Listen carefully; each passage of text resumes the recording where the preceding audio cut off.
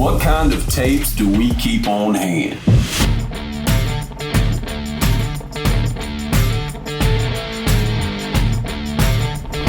A lot of folks may not consider tape a tool, but it's a very important tool in this line of work. For construction, especially remodeling and renovation work, not just painting, but to keep surfaces protected and secure drop cloths, construction paper, and ram board, I'm going to separate them into 5 categories. Category number 1, it's gotta stick. Used mostly on exteriors and to build zipper doors. We had a project where we had to paint several hundred feet of brick walls that had never been painted. We rolled out roofing felt, taped it down, keep it in place. And for something like that, you need more than painter's tape. That's why you gotta have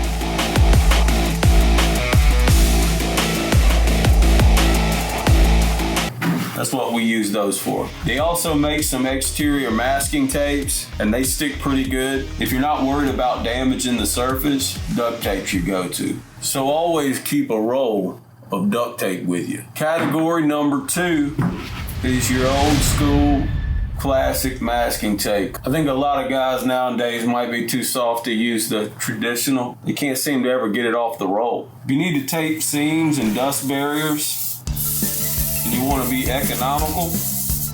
economical, go old school. Just make sure you don't leave it in place too long, because it's hard to get off if it's there too long. Category number 3, good masking tape. The blue stuff, multi-surface, probably the best all the way around as far as price and versatility. Most places also sell it in bulk, so you can save a little bit of money. I would say with the blue stuff, maybe 7 to 10 days you're safe, so you can leave it on a good bit longer than your traditional. Blue tape's good.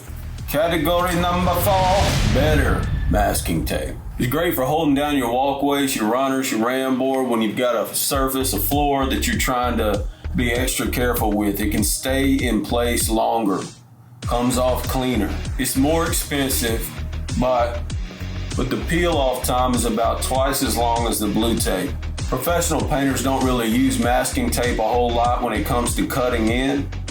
We use it to cut walls to quartz where you want to cover up that caulk line, walls to tile when you want a good clean line. It's great when it comes to painting, but it's really good when it comes to surface protection too. We may do a video on that, and I'll show you the Flamencian method. Category number 5 is delicate surface tape. Like to keep a roll with you. We don't use it a whole lot, but there is a good application for it when it comes to extremely delicate surfaces. When you just want to paint something, make sure, or attach a dust screen, make sure that it's not going to peel paint or damage whatever surface you're attaching it to. And that's a good one to have. If I had to pick 2 tapes, I'd probably pick those 2. A combination of that.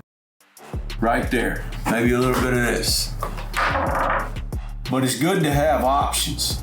Tape isn't cheap, understand that. But it's a lot cheaper than fixing floors and cleaning up all day. So start the taping. That's about all we have for tape. See you on the next go round.